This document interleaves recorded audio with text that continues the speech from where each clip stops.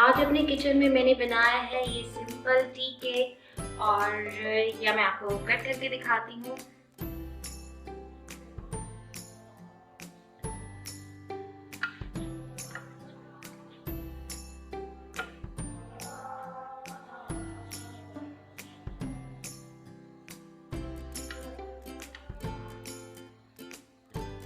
देखिए कितना सॉफ्ट और कितना स्पॉन्जी है।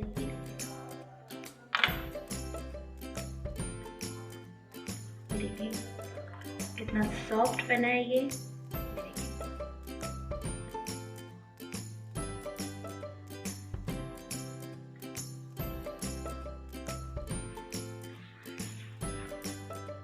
और आप देखें कि ये रेसिपी कैसे बनती है।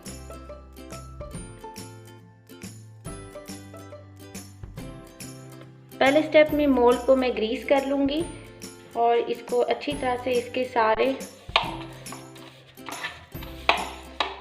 कॉर्नर्स को मैं ऑयल लगा रही हूँ और इसके ऊपर मैं रख रही हूँ बटर पेपर।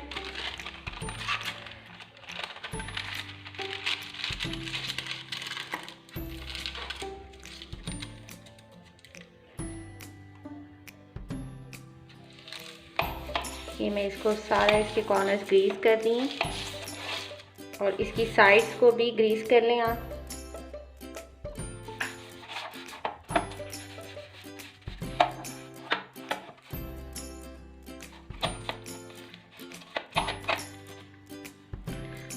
मोल्ड रेडी हो गया, इसको मैं कर लेती हूँ साइड पे।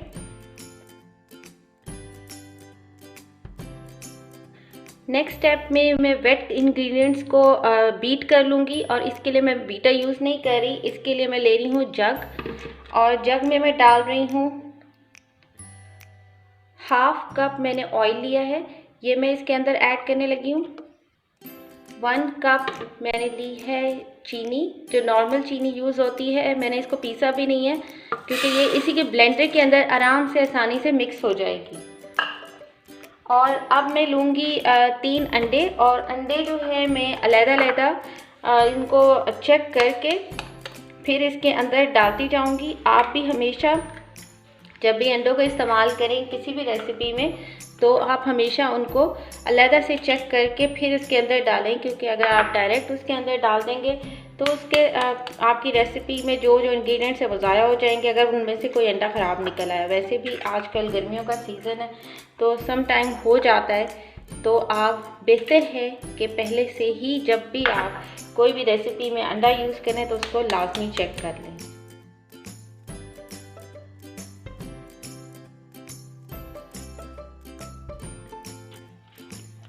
ऑलमोस्ट 1 टीस्पून में इसके अंदर जो है वो वनीला एसेंस ऐड कर रही हूँ। ये मैंने इसके अंदर वनीला एसेंस डाल दिया है। थोड़ा सा मैं इसके अंदर कलर के लिए ये येलो कलर ऐड कर रही हूँ और बस अब हम इसको बीट कर लेते हैं। इसको मैं तकरीबन 2 मिनट के लिए मिक्स करूँगी ताकि अच्छी तरह से ये अंडे जो हैं वो फ्लफ़ी हो जाए।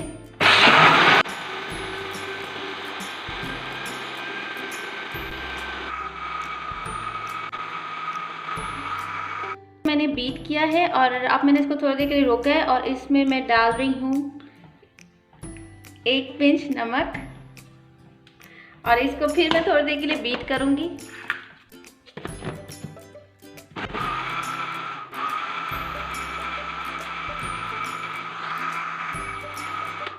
ये बीट और इसको मैं कर रही हूँ साइड पे। तीसरे स्टेप में एक खुला बर्तन ले लें आप और अब आपने ड्राई इंग्रेडिएंट्स को मिक्स करना है और सबसे पहले एक छाननी ले लें और उसमें मैं डाल रही हूँ 1 1/3 क्वार्टर जो है मैं मैदा ले रही हूँ और इसको मैं इसके अंदर डालने लगी हूँ। मैंने 1 कप डाला है, अब मैं 1/3 क्वार्टर जो है वो मैदा जो है इसके अंदर डाल रही हूँ।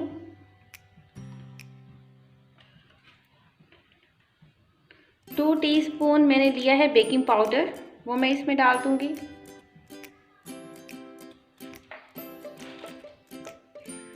और 1/4 टीस्पून मैंने लिया है ये बेकिंग सोडा, ये मैं इसमें ऐड कर रही हूँ। इसको मैं छान लूँगी।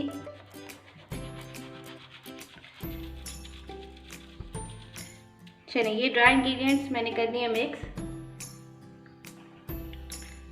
ये जो मैंने बैटर मिक्स किया था इसको मैं डाल रही हूँ एक बाउल में।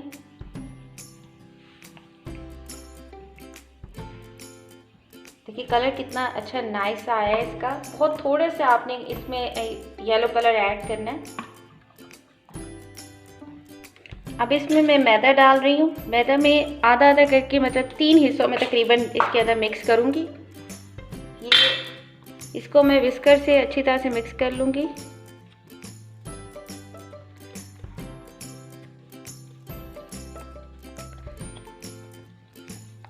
बस ये है कि इसके ये सारा मिक्सर हो जाए और इसके अंदर जो लम्प्स बने हुए हैं वो ख़त्म हो जाएं। ये देखें ये मिक्स हो गया। फिर मैं इसी तरह 3 हिस्सों में मैं मैदा इसके अंदर डाल के इसको अच्छी तरह से इसका मिक्सचर बना लूँगी।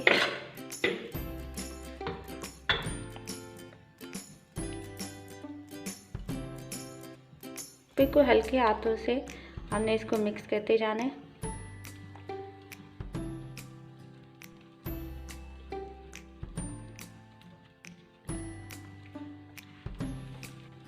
ये भी मिक्स हो गया और बस अब इतना मेरा ये आखिरी जो तीसरा हिस्सा मैदे का रह गया ये मैं इसके अंदर डाल रही हूँ।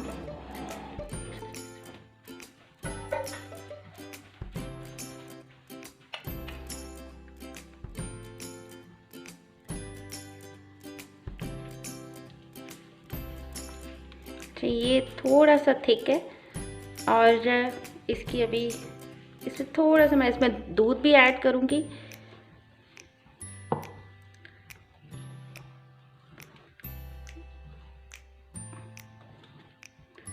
बिल्कुल थोड़ी सी क्वांटिटी में, ज़्यादा नहीं चाहिए है। तकरीबन 2 खाने के चम्मच मैं इसमें दूध डाल रही हूँ।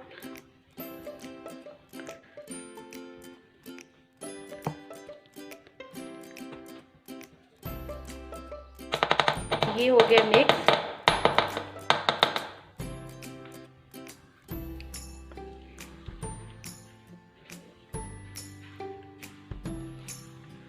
देखें इसको मैंने मिक्स कर लिया। ये दूध मैंने इसके अंदर डाला था और ये देखिए कितना प्लेन इसका ये टेक्सचर हो गया।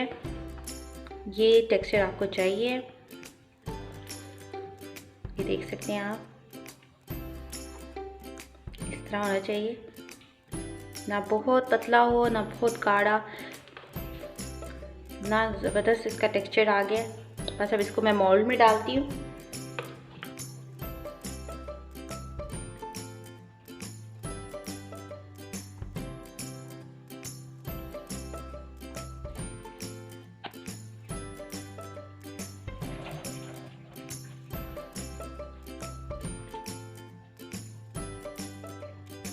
बैटर मैंने मोल्ड में डाल दिए, इसको टैप कर लेते हैं। चलें अब इसको मैं रखने लगी हूँ पतीले में, जिसको ऑलरेडी मैंने प्री हीट होने के लिए रख दिया था। ये देखिए पतीले को मैंने पहले से गर्म होने के लिए रख दिया था, इसे कवर करके रखा हुआ था।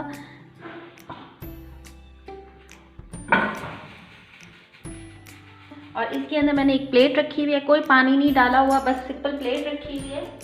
और इसके ऊपर मैं ये इस तरह रख दूँगी। इसको मैंने तकरीबन 40 मिनट्स के लिए बेक करना है। पहले 10 मिनट्स मैंने जो फ्लेम है उसको मीडियम हाई कर दूँगी। 10 मिनट्स के बाद ये बिल्कुल लो फ्लेम पे मैं इसको 30 मिनट्स के लिए पकाऊँगी। आप ध्यान से सुन लें, 10 मिनट्स हाई फ्लेम पे और 30 मिनट्स लो फ्लेम पे आपने इसको पकाना है। और उसके बाद तकरीबन टोटल 40 मिनट्स के बाद ये इंशाल्लाह तैयार हो जाएगा और मैं आपको दिखाऊंगी कि ये उस 40 मिनट्स के बाद ये कैसा है।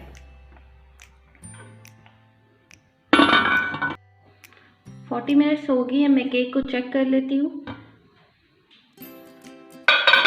कोई सी भी स्टिक लेकर आप सेंटर से चेक कर लें कि केक ड्राई है कि, ये देखिए स्टिक बिल्कुल ड्राई आई है। केक रेडी हो गया। फ्लेम को मैं ऑफ कर रही हूँ और इसको बाहर निकाल के मैं आपको दिखाती हूँ। टी केक मेरा तैयार हो गया है और इसको मैंने बगैर किसी बीटर के और ओवन के तैयार किया है। और आप इसे आसानी से घर में बना सकते हैं। अगर आपके पास ओवन नहीं है तो आप तब भी इसको तैयार कर सकते हैं। और इस रेसिपी को आप ट्राई करें और मुझे फीडबैक दीजिएगा कि आपको ये मेरी रेसिपी कैसी लगी है। और मेरे चैनल को भी सब्सक्राइब कर दीजिएगा। अपनी दुआओं में याद रखें। Take care. अल्लाह हाफिज़।